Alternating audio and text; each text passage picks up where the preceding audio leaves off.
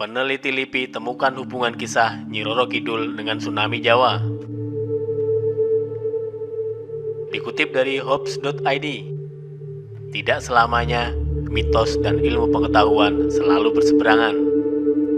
Seperti dalam sebuah penelitian yang dilakukan oleh Lembaga Ilmu Pengetahuan Indonesia, LIPI, pihaknya menemukan adanya keterkaitan antara mitos tentang kisah cinta Nyi Roro Kidul dengan tsunami yang ada di Laut Selatan Jawa. Dilansir dari situs resmi milik LIPI, peneliti geoteknologi LIPI, Eko Yulianto, awalnya mengaku penasaran pada legenda Nyi Roro Kidul di masyarakat Jawa. Bahkan cerita rakyat ini menurutnya pernah dibahas dalam Kongres Paranormal di Paris pada tahun 1980-an. Menurut peneliti paleo tsunami ini, masyarakat yang tinggal di kawasan yang mewarisi legenda Nyi Roro Kidul atau yang dikenal sebagai Pantai Selatan Jawa berhadapan langsung dengan daerah zona subduksi lempeng bumi.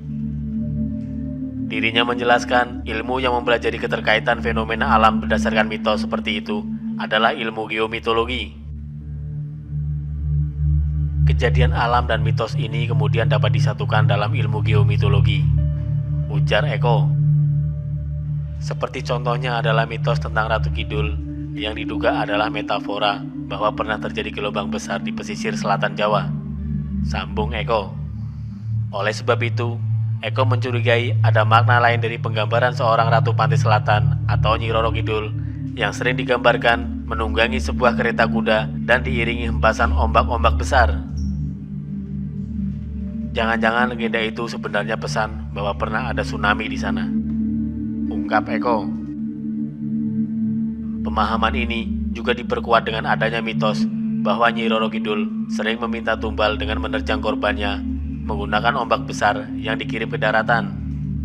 Hal ini dinilai persis seperti kejadian tsunami. Dalam penelitian yang dilakukan LIPI, pihaknya menemukan adanya lapisan pasir di pesisir Laut Jawa bagian selatan yang mengindikasikan pernah terjadi tsunami purbakala pada sekitar 400 tahun yang lalu. Penemuan tersebut sesuai dengan penjelasan yang terdapat dalam naskah kuno milik raja-raja yang pernah berkuasa di Pulau Jawa. Dari sini saya bertanya-tanya, ada peristiwa apa di Tanah Jawa pada 400 tahun yang lalu? Ternyata sesuai penjelasan di babat Tanah Jawi, saat itu kerajaan Mataram dibangun Islam dan Panembahan Senopati menjadi raja pertamanya, ujar Eko. Kesamaan antara tsunami purbakala yang terjadi pada 400 tahun lalu dengan mitos yang beredar di masyarakat adalah kisah cinta pertemuan Panembahan Senopati dengan Nyi Roro Kidul.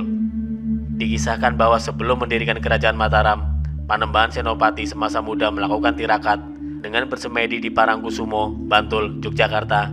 Dari situlah keduanya bertemu dan diceritakan Nyi Roro Kidul menjadi istri spiritual para raja Mataram. Ada cerita Panembahan Senopati bertapa di Pantai Selatan Jawa dengan meminta bantuan kepada Ratu Kidul untuk dapat membangun kerajaan Mataram, sedangkan dirinya bukanlah keturunan langsung raja. Setelah pertapaan tersebut, timbullah gelombang tinggi.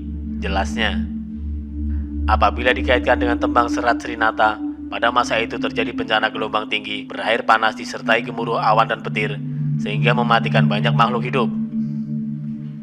Kendati demikian, pihaknya menilai bencana tersebut dimanfaatkan Panembahan Senopati agar seolah-olah Nyi Roro Kidul merestui dan mengakuinya sebagai raja. Bukankah ini membuktikan bahwa bencana itu benar terjadi? Hanya saja Panembahan Senopati berhasil memanfaatkan bencana ini agar seolah-olah Ratu Kidul merestuinya menjadi raja. Ia mengemas bencana ini sebagai mitos turun-temurun untuk kepentingan legitimasi politiknya, kata dia.